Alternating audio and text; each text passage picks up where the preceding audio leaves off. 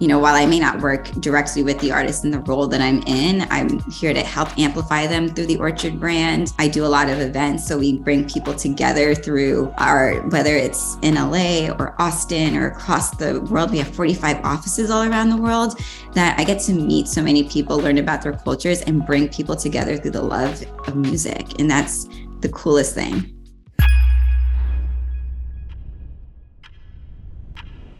Let's kick it off with the question that everybody starts with.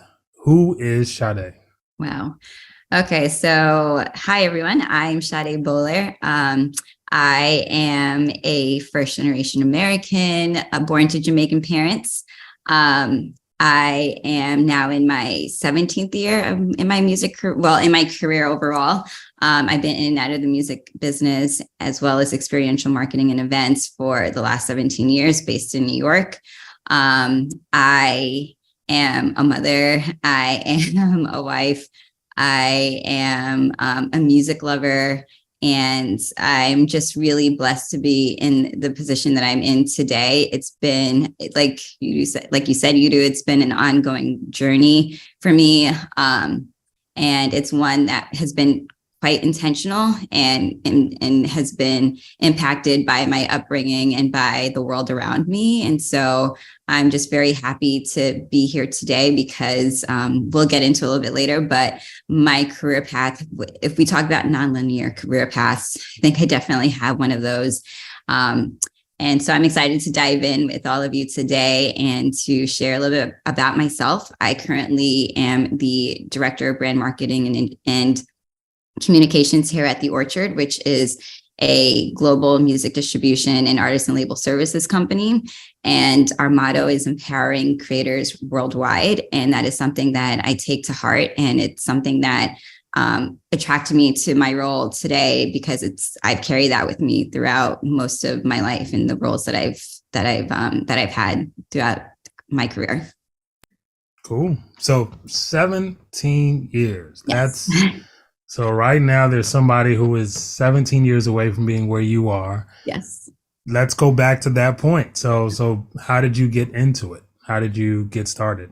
So I actually grew up with a lot of musical influence in my life. Like I mentioned earlier, I am first generation American. My parents are all Jamaican. They migrated to Brooklyn, New York when my parents were kids, like separately, not together, obviously, but they grew up and met each other here. And that was through actually my grandparents owned a club. So I grew up in a family where nightlife was was there. I'm the first child in my family. And so I grew up around a lot of musical influences. My dad was an executive producer on a show back in the day called Caribbean Billboard.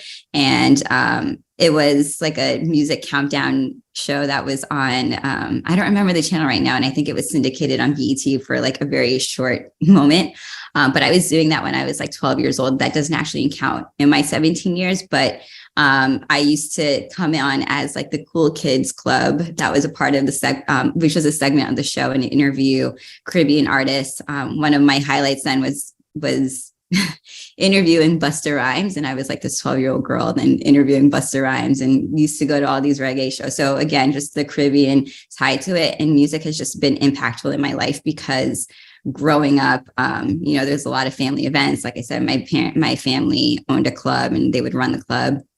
And I did a lot of theater and acting. I actually didn't play any instruments, but I just felt like the storytelling that you would experience through music was something that grabbed me immediately. And just the way that people would come together and congregate through music, right? Whether it was spiritual or secular and non-secular music. And then when, I grew up in a period where CDs were I know I'm dating myself, but I grew up in a period where, new releases were a big thing. So I just was impacted by like the excitement of knowing that your favorite artist was going to drop new music and going to the stores where back then consumption of music was so physical, right? You actually had to take so much action to like be close to the artist and their story.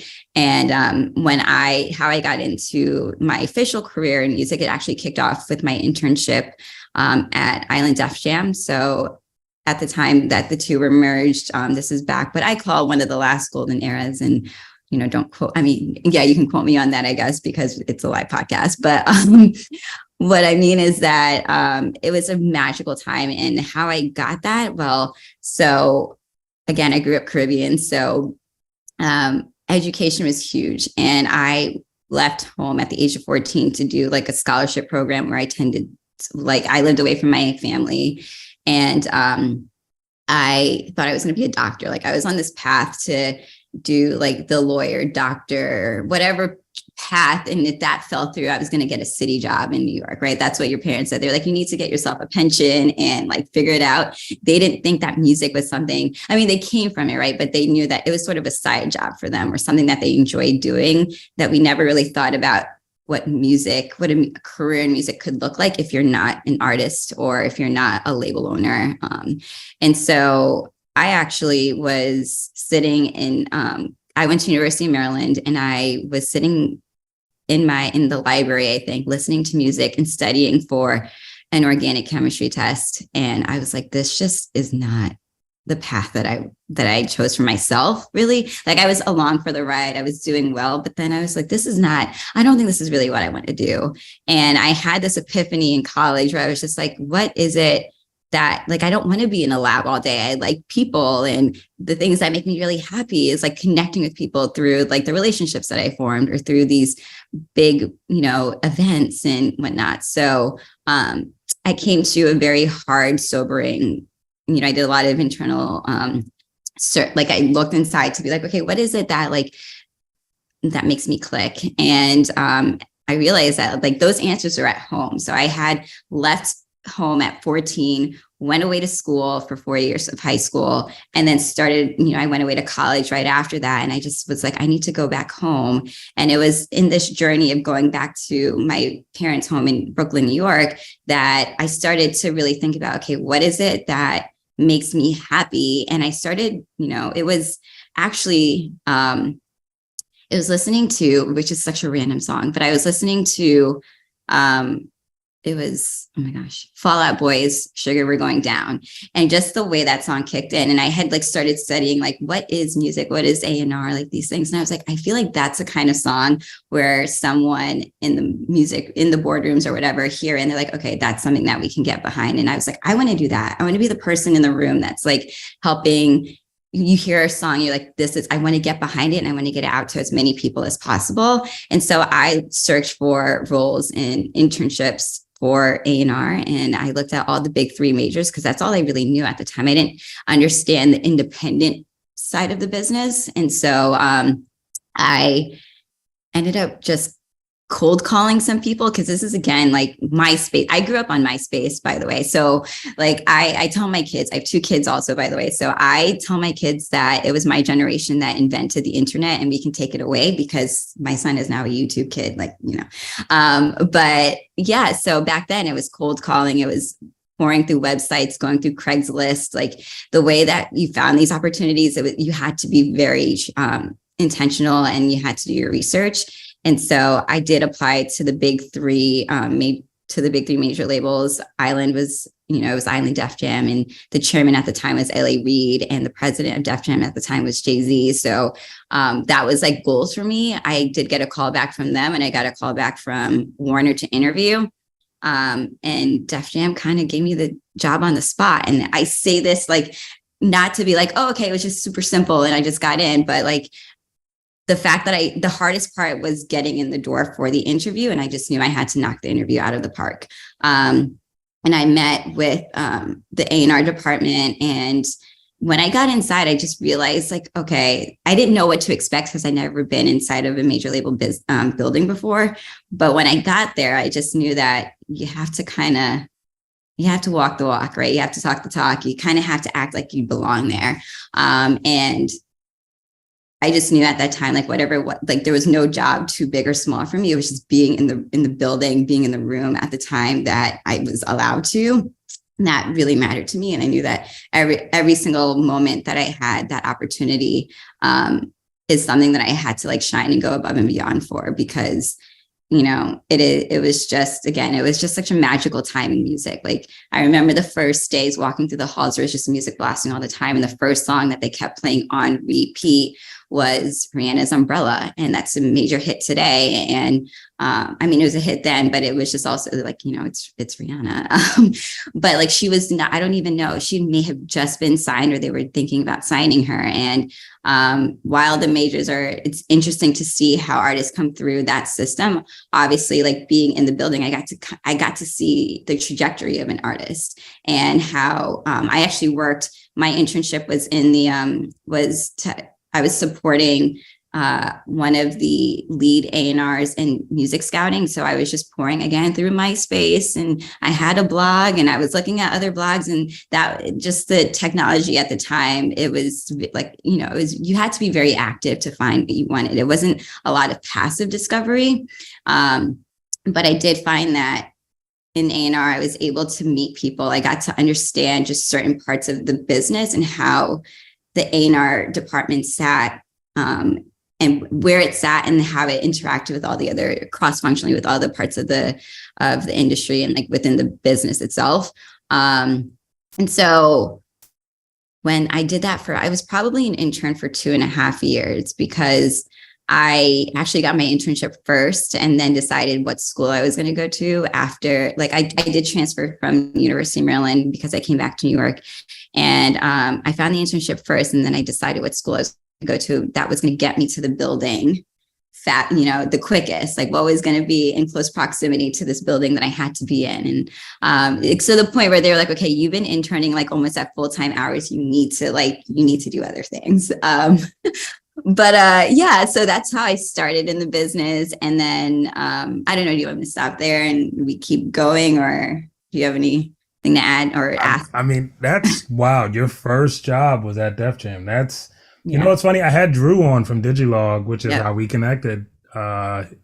He was the last person I interviewed, and I think he started at Def Jam, if I'm not mistaken. Like, he started managing a friend, but I think Def Jam was his first gig.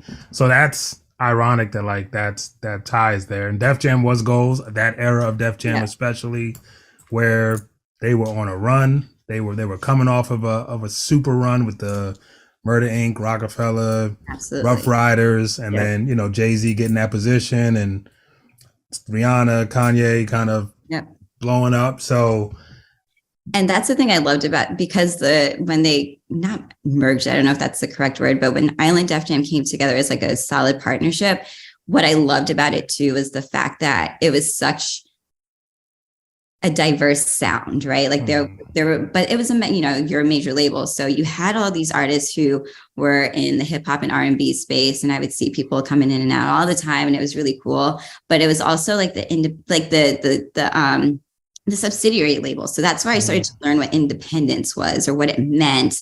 And I don't think I still don't really know what it means, but I know what I witnessed. But because it's kind of subjective to every person. But what I took from that was just seeing the different tiers or the levels of service that you receive when you're at a certain level in your career as an artist, or how it kind of feeds into the system. And so I did A&R for a while, and then I also went into artists and media relations. And that was helpful because, and I saw how, on the A&R side, I got to see how deals were being brought in. You got to listen to the music, you got to hear the feedback, or how a song became a demo to actually, mix and mastered. And then going into the artist and media side, I got to, see the process of actually giving the project's life and like getting it out there to the world.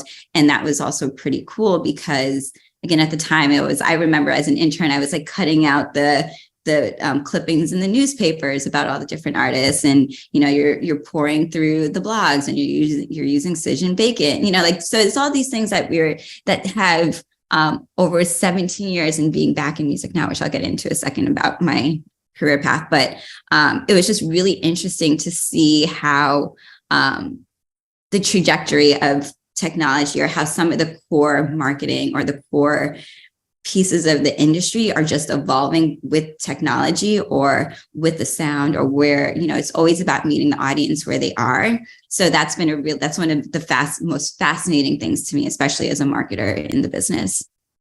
So when you're interning and you switch schools, what did you switch from? Because you went from like I'm going to be a doctor or lawyer, engineer, basically every immigrant child's goals, to what did you switch to? I actually got I enrolled at the Fashion Institute of Technology in the business school. So I did advertising and marketing communications. And that's where it gave me the fundamentals of marketing. So I learned about the 4 Ps. You're very active in building campaigns and working with different designers. So while there's it's FIT's fashion focus, but I actually helped with getting more students who were in the marketing or the business track just to get them. Everyone's like, oh, you're at Def Jam. Like, how'd you get that? So like being able to say like, okay, we don't have to just you don't have to focus just on fashion here, but you need to learn the fundamentals of marketing so you can apply that as applicable to other industries and whatnot. And so, and that was I think also at the time that I transferred, I was in a much better place where I felt like I was on a path that felt right for me. And so school again became a breeze. I was like, all right, like I was fascinated in what I was learning. I love science and I still to this day do. But to make a living in it and to like live, breathe and eat it every day. I just loved the idea that, music was ever changing and there's so many different things that you could do in it. And so learning marketing was kind of what got me there. And then I also graduated college at a time, the Great Recession was happening. So it was really hard to find any jobs at that time. And so that's why I ended up staying on my internship for a pretty long time. And I also think that people in the building forgot that I was an intern. And that's because, again, I was there all the time.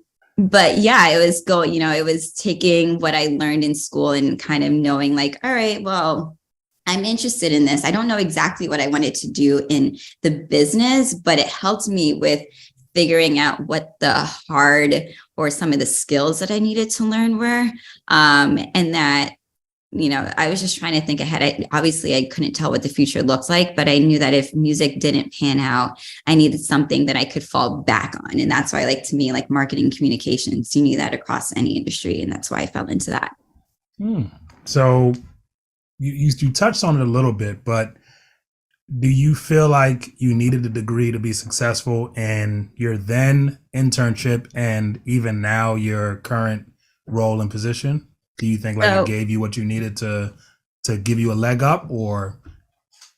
So I wouldn't say the degree actually is necessary. I think that what school offered me was more it gave me a framework to stay within, right? And it held me accountable to the assignments and it challenged me and all of that. So that's what I really love about school in general, or education. But, I think I love learning about different people and cultures and being immersed in it and how things became how they are. So I would say education is necessary, not so much the degree piece of it. And I hope my kids don't watch this or play this back to me one day and say that, because I do think that it is important to get a degree because there are certain jobs or it helps open certain doors or opportunities to you that, people who may not have a degree are afforded. It may make, but again, it's not necessary. So if you don't have a degree, I think it's, your work. I'm even seeing on some job descriptions, they're asking for either a degree or the work experience equivalents. And so I think it's just having the experience, having the wherewithal, being able to speak to what you do or what's going on in the industry, like the current state of it, being able to speak to those things come from just being aware and educated on the topics. Gotcha. And was the internship paid or unpaid? Oh, good question. So, again, this is also quite some time ago. It was unpaid, but again, I was able to do that because I was living at home with my parents at the time. I had scholarship from FIT, so a lot of my expenses were covered. I was actually, because they couldn't pay me, they gave me a stipend to get for travel, right? But I also got free lunch, or I got to go to shows or things like that. So the things that I probably would have been spending my money on, I felt like they covered it in some ways, but it was not a paid internship. I know there's a whole debate on that as well. I think if you can afford it, and if it's something you really want to do, I would not advise, like, companies should do a better job of making sure that there's compensation for the work that people are putting in, or just, if it's an internship where you're teaching and whatnot, like, cover those costs, right?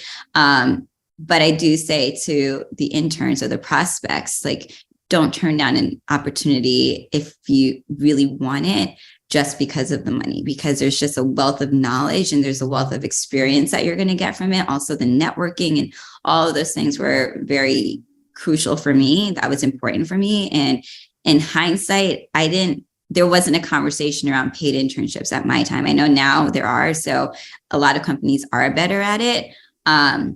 But I wouldn't have traded my experience for the world. I think that I got so much out of it because I decided to make it valuable for me. And I found the things that, were impactful. And I also felt like if I needed something, I had my supervisors or the recruiting team was extremely supportive, that they even would find ways to help me supplement. Like if they recommended that I go through their temp agency so that if an assistant was out or whatever, I would cover phones for them and get paid for that through that.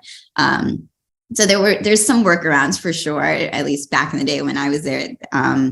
And maybe there are today as well, because as we talk about independent companies and, they don't have the cash flow like some other places would, but, I wouldn't, again, I don't advise that you turn down, like, you look at the money first and turn down opportunities because they're not able to meet your goals or your needs in that regard. I agree. My first gig was an internship for a year. That was a life-changing year. I learned more about the business of music. I made more connections.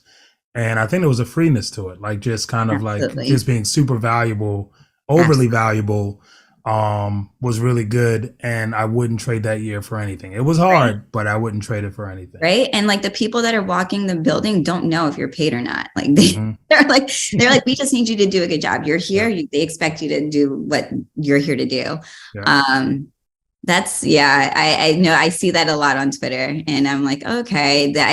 I also stay pretty quiet on Twitter. I take in a lot of the information because as a marketer, I'm like, okay, what's going on? I like to be in the know. But yeah, I like to be, I'm fairly extroverted, and I talk to my team about this too, but I like to be around a crowd of people, but I don't like the crowd to be because of me. Like, I don't like being the center of attention, but I do like to be in the mix, That's perfect for your role. Yeah. So now 2.5 years internship, what do you do next? So again, I graduated in the recession. So I tried to stay as long as I could and even get a role within the building, but that's where the money thing came into play for me. Actually, it was more like when I graduated, I knew what the value that I could bring to certain roles in the building, but again, I was like living at home with my parents, and I was like, I need to like figure this out. And the recession was scaring me a little bit. So also while I was interning at Def Jam, I did have a second job where I was a receptionist at a company that was an experiential marketing agency. So we ran a lot of events and produced events for some spirits companies, like, if I'm allowed to say them, Jim Beam Global, Solichnaya, et cetera. And so Mirabelle is the name of the company. They were one of the first experiential marketing agencies in New York City, centered around nightlife and influencer culture.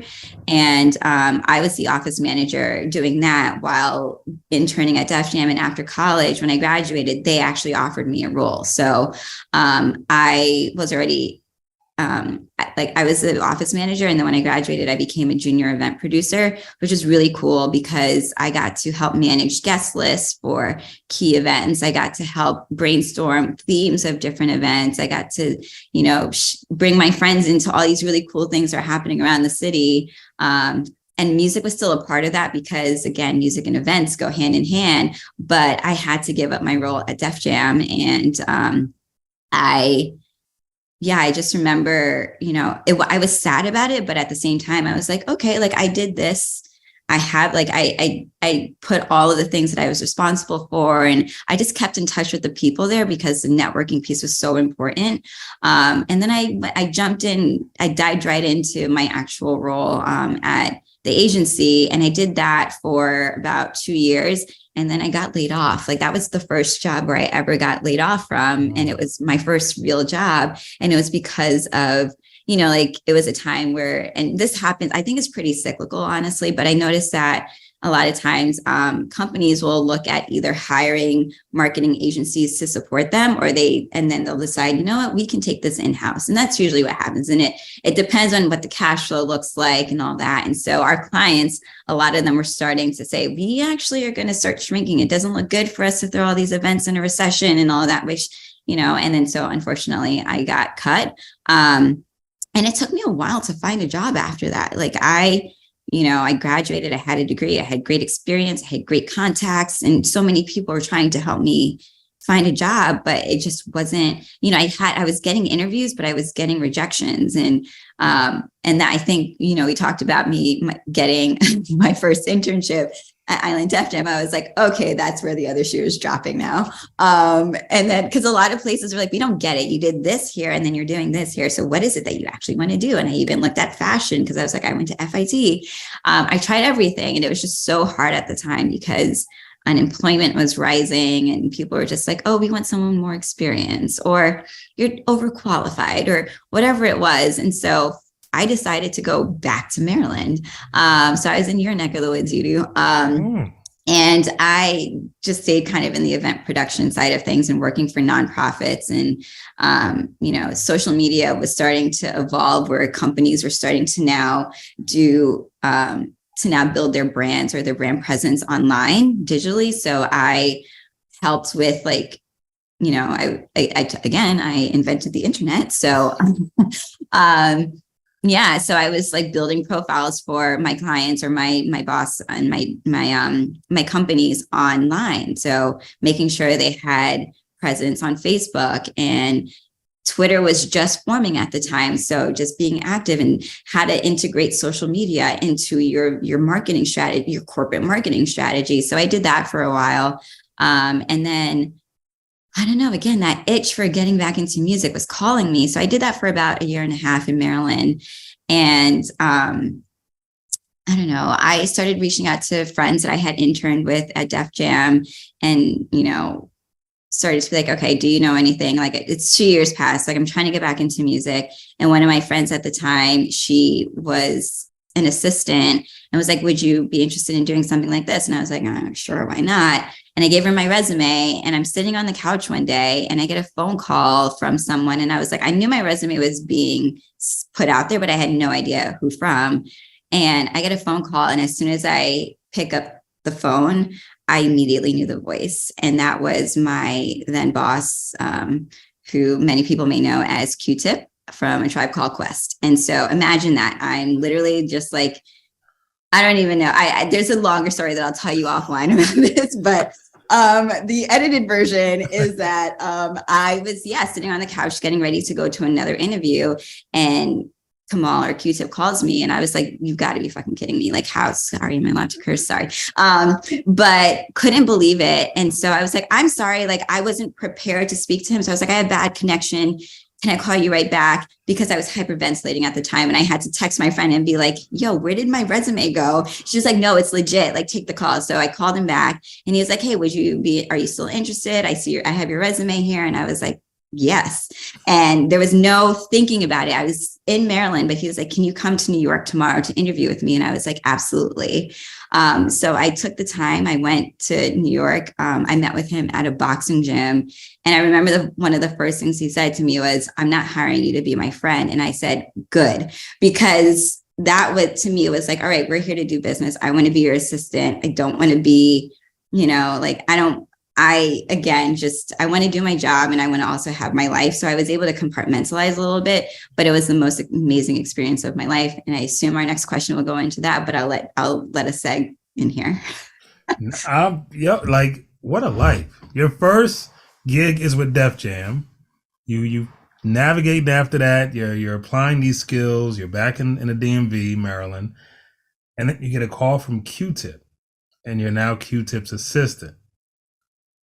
So now you gotta like, Yeah. what is that like? What is being an assistant to a legend, a superstar like? Um, it's legendary. And I mean, I look back at it now and I'm like, I wish that I like understood at the time what that meant. Like, I mean, I knew who he was and I understood that he was super impactful, especially to hip hop and in the New York area, and all over the world, right? But what I was doing at the time was just my job and servicing. Like I was there to really just support whatever he needed and to make sure that I didn't get in the way, right? Like I just wanted to, I like to observe a lot because again, at the time that he was working, and I did sign an NDA with him a long time ago. So there's NDA clauses and all these things that you have to go through. I was working out of his home. And the job wasn't super glamorous. I was walking his dog. I was like cleaning up the studio. I was I was playing hostess, but he also did a lot of events and would go to shows and whatnot. So I would always make sure that any financial obligation that he had, he would show up for it on time, and that he knew what it was, or like he gets a lot of requests. So I was fielding that. I was helping write his press releases. I was helping to build the guest list for his parties, making sure like it was a lot of logistical things, but we also had a lot of fun. Like there were many quiet days where we were just like chilling at the studio or in the house and he'd like play. I got to witness the genius in person. Like he would just demo music or he'd have people come over and there'd be jam sessions in the house. And yeah, so his puppy Fela, who actually just passed away. So RIP to Fela, that was my companion.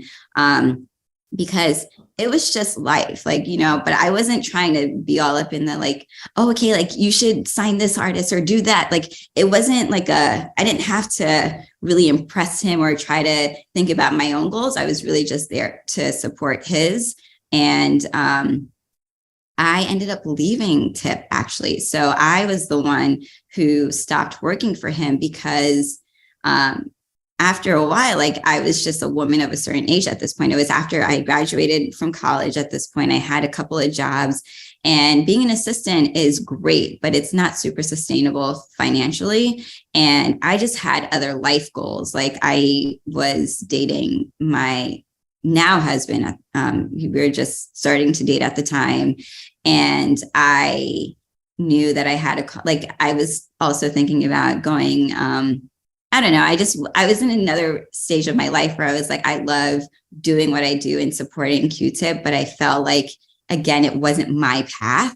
And I took a hike, like I left the music business again. So I was working for Tip for 2 years and decided, I had a hard conversation with him and he was like, well, I'll help. Like, I want to continue to work with you. Like, do you need more money? Do you need me to like look at other, try to get you some interviews, some places, like I'll help you. And I was like, I absolutely appreciate that. And so we did try it for a little bit, but then I ended up moving to Connecticut, which is where I am now. Started my family, got another job in marketing events. I completely left music at that point because, I just felt like it's very hard. Like it was very hard at the time. And some people may say it's still very hard to make money in music. There's very limited spots for salary jobs. And then I didn't have benefits at the time. So it was just very expensive to chase this dream after a while. And so I decided, okay, well, you have this experience, you have the education. I think it's time to try something new. And so after leaving Tip, I went to a company that organizes trade shows all over the world. So I kind of married the marketing and the events again. And I was now like helping to strategize and launch these brands and help businesses meet and come together at these events so that they knew they were basically forming the future of their respective industries. And I did that for 8 years until COVID hit. Wow. Mm-hmm. So you have the dream job from oh my God, I can't believe this is my life. But I'm glad you spoke to the realities of it, which is, like you said, no benefits, not the best pay. If you're trying to move on and like now settle down and have a family, it's a little tough when you don't have a 9 to 5, Monday to Friday. You have a when I'm needed, I'm there. Yeah. Could you imagine my maternity leave if I was an assistant? And I mean, Yeah. there's so many people out there that are faced with that now, right? Mm-hmm. So That's the we reality. have to make some really hard and difficult decisions sometimes. And the thing is, though, I realized like when you have time in the industry or like over the course of your career, you have moments that you can look back on, and you also get sort of a bird's eye view of where you sit. And Mm-hmm. that's when I was like, okay, I need to figure this out a little bit. Like everyone has their own time, but for me, the time was then to like step outside of it. And I needed to instead of moving laterally, I needed to get to a point where I needed to progress Mm-hmm. and then make bigger moves eventually if I needed to. So again, very intentional because again, as an immigrant, I didn't grow up with money. Like there were moments where I'm like, oh, I never felt poor whatsoever or didn't live in poverty, but I didn't have money to support a lifestyle that could afford me to live in New York.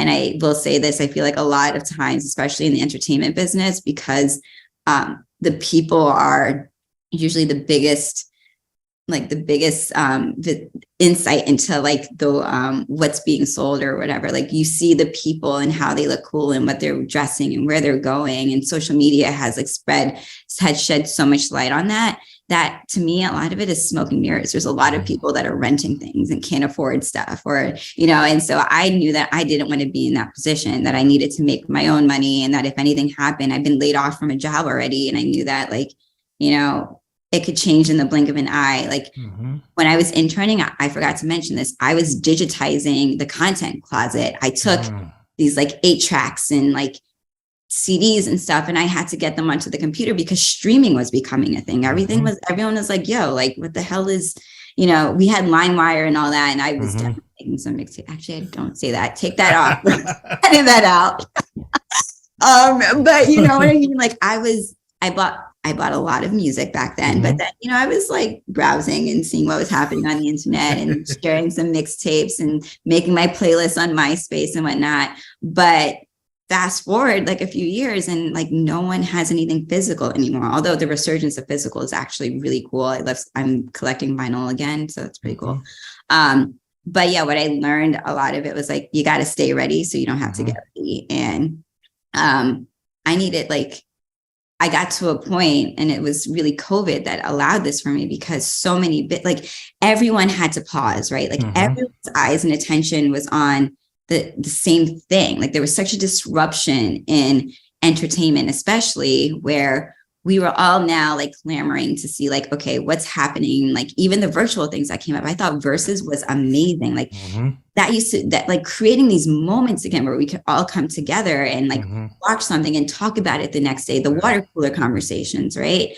What COVID did for me was say like, it made me realize, one, that companies are privy now to the fact that their employees need flexibility, and then two, like, there's no better time than now. And Mm-hmm. so I started my now boss. I actually interned with her so it's a full circle moment for me. I started at the Orchard 2 years ago.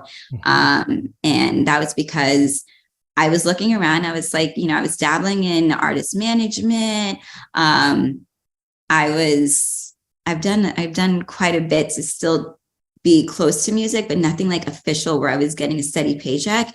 And so I was looking at transitioning from what I was doing at my last employer to now getting back into music. And again, I was at a point where I was like, I'm not moving. I can move laterally now because I had progressed in my career elsewhere, but I wasn't starting from scratch anymore. I couldn't afford to do that at that point. I have a family now. I have responsibilities. I like shoes.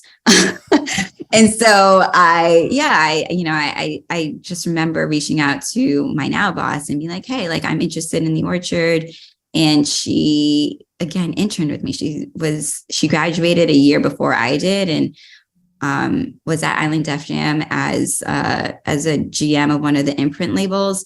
And we had remained friendly. Like I was helping her when she did her when she started her own business, like her own agency afterwards for a little while. And so we had this connection still. And when I saw that she was at the Orchard, she put in a good word for me. I got a couple of interviews, and I didn't get the first 2 things I interviewed for here at the Orchard. It was actually kind of, I was ready to give up at that point. I was like, oh my God, I don't think I'm cut out for this. Like I've been out of the business too long. whatever. But then I reread my resume back to myself. This is unsolicited advice, which I love to give sometimes, but I would say anyone that's watching this, what has helped me personally to keep that motivation or to keep the imposter syndrome at bay is that I keep a file of really, like, whenever someone has said something that like I've gone above and beyond on, or if I get really great recommendations or big projects or reviews or anything like that, I keep them in a file and I revisit them. And I also reread my resume every now and then because I'm like, is this presenting everything that I actually bring value to? And I do that quite often. And I also say keep your resume updated very often because you never know. Even if you have a job, just keep it updated often. If you work on a cool project, just notch it down. Like keep a file where you just have these where you have like these cool things that you can look back on and say, I did that. And eventually, like I built up my confidence again because I was like, you know what?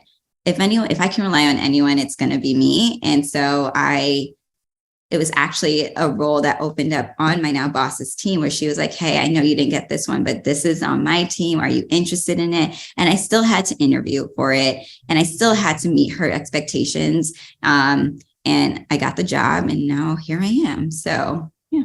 I love it. So, and that's full circle in a lot of ways. And I see this a lot in the industry of someone you interned with at the beginning of your career who knows your character, knows your work ethic, knows your value. You kept a relationship with them. That's a really important part. And then they help you at least get reacclimated, but it still required you kind of checking in with yourself, which I think is also important in saying like, do I still have this? Am I still cut out for this? Am I still that person? I love that tip of keeping a list of recommendations and shout outs and testimonies because we're rebuilding our website now and I had to go get testimonies because I realized I'd never done that before. And it was awkward asking people that I'd done stuff with years ago to be like, hey, like, how did I impact your career? But like, I realized like when they were saying it in the moment, I should have gotten it then when it was fresh. And I've worked with many people, but never did it. So I hope somebody does take that advice, especially no matter where you are in your career. Like when you do something cool, jot it down. If you support an event, if you helped out, if you did something that stretched you and you're not used to, like keep that track because when you're going for these new jobs, you may not even think like, oh, if I had that, like it makes me know, it shows that I can do this thing that they may question. That's really and sometimes good. you forget, right? Like because life moves so fast. Like I can't even believe it's already March and South by Southwest is next week, right? Yeah. But yeah, like life moves so fast and a lot of us, I mean, whoever, I'm not sure of who's tuning in, but wherever you are in your career, what stage of your life you're in, the responsibilities add up. And so sometimes the reprioritization is important and whatnot. So, I think that if I like working under pressure, and I know we all do sometimes, or not we all, but some people do like to work under pressure, wait till the last minute. But like you said, I think it's something I've had to remind myself as well. It's just like, get it done now, just get it done. Yeah. Sometimes we just think about like, is everyone going to react to it the right way? Or am I going to meet the goal? Or sometimes it's just like you're in your own head that you just need to get started on certain things. And that's what I've learned and had to constantly remind myself in my career.